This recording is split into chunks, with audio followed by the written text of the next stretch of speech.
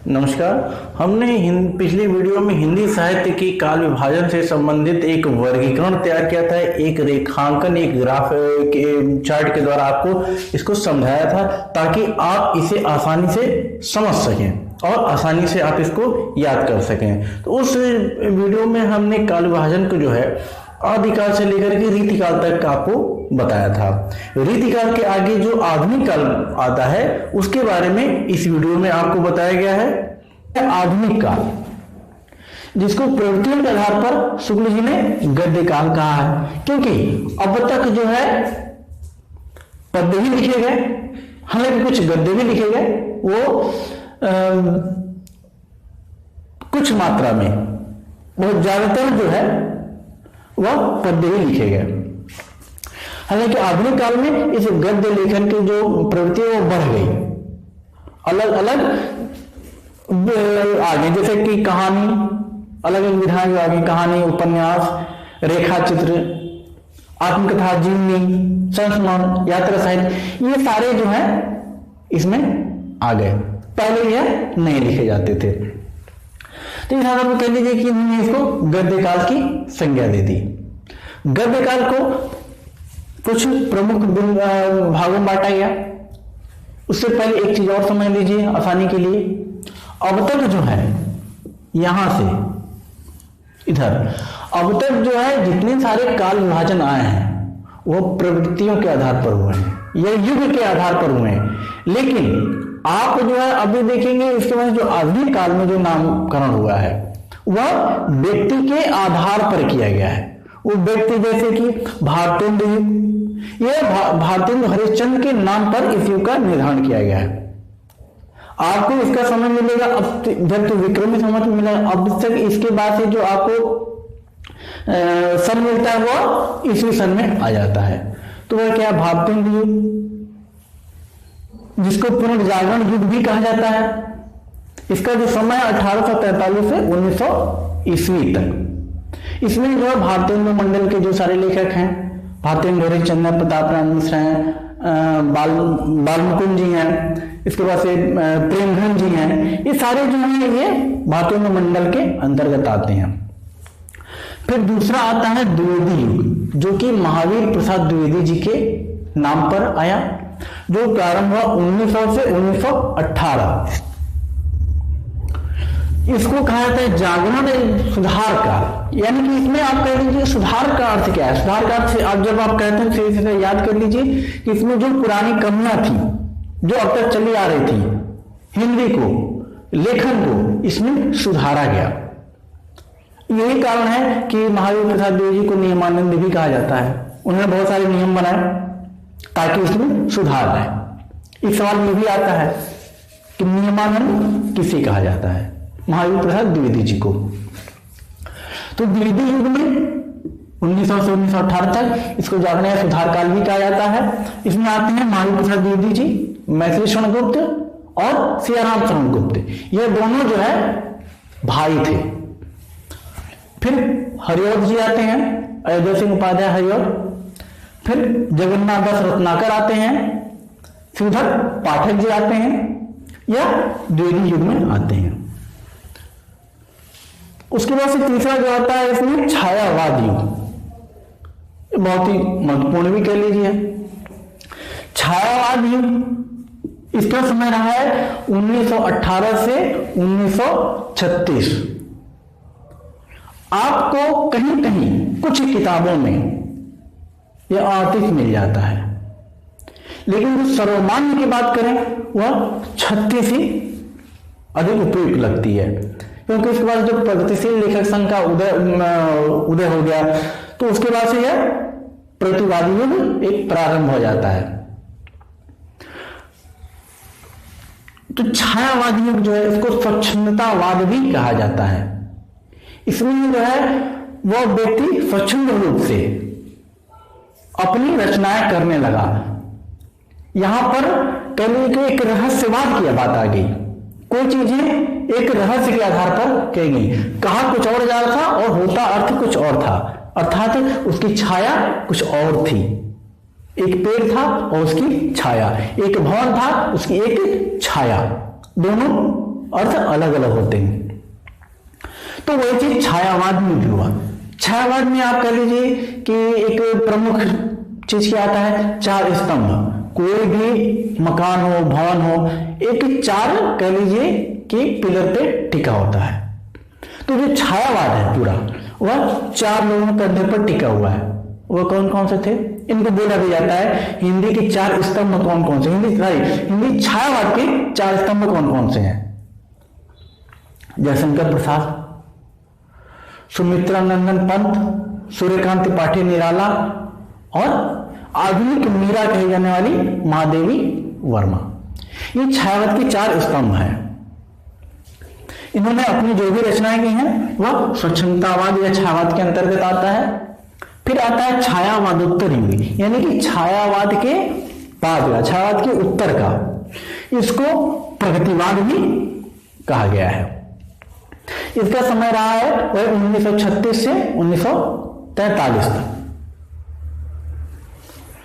इसमें आते हैं नागार्जुन, केदारनाथ अग्रवाल, त्रिलोचन जी और श्री मंगल सिंह सुमन।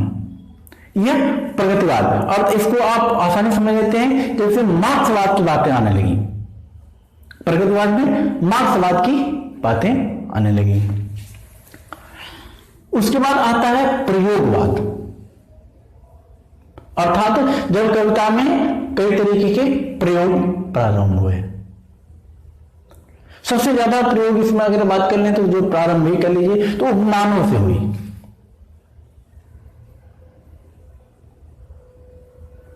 जैसे कि अगेज ने कहा भी है, चांदनी चंदन सरित हम क्यों लिखे, मुख हमें कमलों से लिखे क्यों दिखे, हम लिखेंगे चांदनी उस रुपए सी है जिसमें चमक तो है पर खनक गायब है, मुंह घर अजायब है।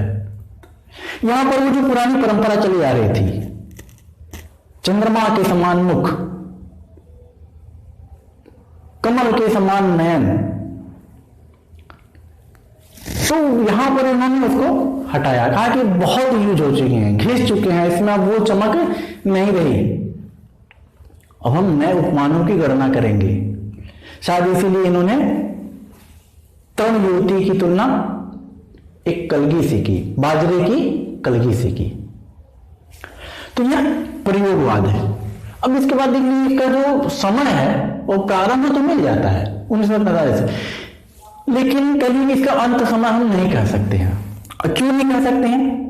क्योंकि जो प्रयोगवादी कवि रहे हैं उन्होंने अपनी कविता प्रयोगवाद के अंतर्गत तो की है, इसके बाद से इन्होंने नई कविता के अंतर्गत भी इसको लिखी है, साठोत्तरी में भी कविता लिखी है। तो हम उसको एक आखिरी समय निर्धारण नहीं कर सकते और उचित भी नहीं होगा। उसके बाद आता है नई कविता। इन सब के बारे में हम आपको पूरे डिटेल बाद में बताएंगे। इसके बाद आता है नई कविता जो 1954 से प्रारंभ हुआ। इसमें बहुत सारी चीजें आती हैं, समकालीन कविता, साठोत्तरी कविता, नई कविता, ये अलग अलग कविता के प्रकार इसमें जो बढ़ते गए हैं वह आ जाती है, जो आज तक चल रही है। तो यहां पर हमने आपको हिंदी साहित्य के इतिहास के एक काल विभाजन बताया है एक चार्ट के द्वारा। ये बहुत ही महत्वपूर्ण है। हम इसमें आपको एक महत्वपूर्ण चीज और बताना चाहते हैं। देखिए इन सब में जो है शुक्ल जी का जो नामकरण हुआ है वह उन्हीं पर माना जाता है, वह बहुत ही महत्वपूर्ण भी है। लेकिन इसमें और जो विद्वानों के विचार थे वह कौन कौन से थे, उससे पहले हम आपको एक शॉर्टकट बताते हैं। जैसे कि रामचंद्र शुक्ल जी ने जो काल विभाजन दिया, आदिकाल, पूर्व मध्यकाल, उत्तर मध्यकाल और आधुनिक काल, इसको इन्होंने एक दूसरा नाम भी दिया। आप कह सकते हैं विज्ञान की तरह द्विनाम पद्धति। प्रगति के आधार पर इन्होंने दूसरा नाम दिया है वीरगाथा काल, भक्तिकाल, रीतिकाल, गद्यकाल। अर्थात आदिकाल को इन्होंने वीरगाथा काल का, पूर्व मध्यकाल को भक्तिकाल, उत्तर मध्यकाल को रीतिकाल और आधुनिक काल को गद्यकाल कहा है। अब इसी से संबंधित दो तीन और विद्वानों के विचार हैं, बस अंतर क्या है, समय उनका अलग अलग हो गया है। 50 साल इधर, 50 साल उधर, 30 साल इधर, 30 साल उधर, ऐसे इन्होंने कर दिया। नाम लगभग वही है। अब इसमें आता है रामस्वरूप चतुर्वेदी जी, जो नाम शुक्ल जी ने दिए हैं, आदिकाल, मध्यकाल, चाहे जो कुछ भी है, वीरगाथा काल, तो यही इनका भी है, रामस्वरूप चतुर्वेदी जी का भी है। श्याम सुंदर दास ने भी वही दिया है, वीरगाथा काल, भक्ति काल, रीतिकाल और गद्य काल की जगह इन्होंने एक नया नाम दे दिया है, नवीन विकास काल। नई चीजें जब विकसित होती हैं। फिर आता है इसमें एक महत्वपूर्ण से और बढ़ जाती है राम कुमार वर्मा का। इन्होंने भी अपना काल विभाजन दिया है। इसको याद करने का तरीका है, जो रामचंद्र शुक्ल का ही जो है इन्होंने दिया है, तो इन्होंने जो दिया था नाम आदिकाल, भक्तिकाल, रीतिकाल और गद्यकाल, तो उन्होंने इसको एक काम किया कि आदिकाल को दो भागों में पुनः बांट दिया। दो भाग कौन कौन से थे? संधिकाल और दूसरा था चारण काल। इन्होंने एक काम किया कि इसमें जो आदिकाल में अपभ्रंश को भी शामिल कर लिया। रामचंद्र शुक्ल जी ने अपभ्रंश को शामिल नहीं किया था, इसलिए सीधे 1050 से शुरुआत मानी। इन्होंने जो अपभ्रंश को भी शामिल कर लिया, तो काल विभाजन का क्या हो गया था, 750 विक्रमी से 1000 विक्रमी तक संधिकाल रहा, 1000 से 1375 तक वीरगाथा काल रहा, आदिकाल रहा। उसके बाद से फिर जो शुक्ल जी का निर्धारण रहा है।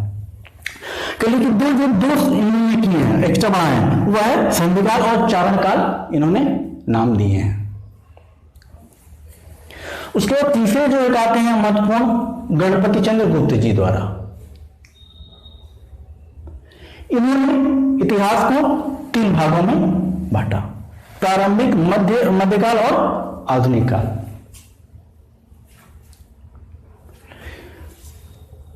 एक और नाम, प्रमुख नाम है हजारी प्रसाद द्विवेदी जी का।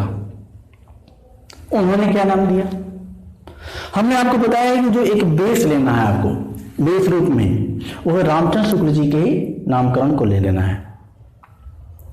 इन्हीं के नाम को कुछ हेर फेर करके सभी विद्वानों ने यूज किया है। अगर हजारी प्रसाद द्विवेदी की बात करें, उन्होंने भी यही नाम दिए हैं जो शुक्ल जी ने दिए हैं। हालांकि आदिकाल को इन्होंने आदिकाल ही कहा है और कुछ नहीं कहा है, बाकी सारी चीजें सेम है। और इसमें जो सबसे महत्वपूर्ण पर, जो आपकी शुरुआत वाली चीज है, जैसे कि हमने आपको बताया भी था, काल विभाजन का प्रारंभ कब से माना जाता है, तो वह मिश्र बंधु विनोद से माना जाता है। उन्होंने इसको कैसे बांटा था वो भी देख लेते हैं। इन्होंने पहला जो नाम दिया वह था आरंभिक काल। उसकी शुरुआत मानी थी, इन्होंने भी अपभ्रंश को शामिल किया था। अपभ्रंश को यानी कि करीब 700 विक्रमी से, इनका यदि करीब 700 विक्रमी से अब तक जो चला रहा है, पूरे को इन्होंने शामिल किया है। तो अब तक तो सभी के हैं, बस प्रारंभ की जो तिथियां वह लोगों में अलग अलग हैं। किसी ने हिंदी को शामिल किया है और किसी ने इसी में अपभ्रंश को भी शामिल कर लिया है।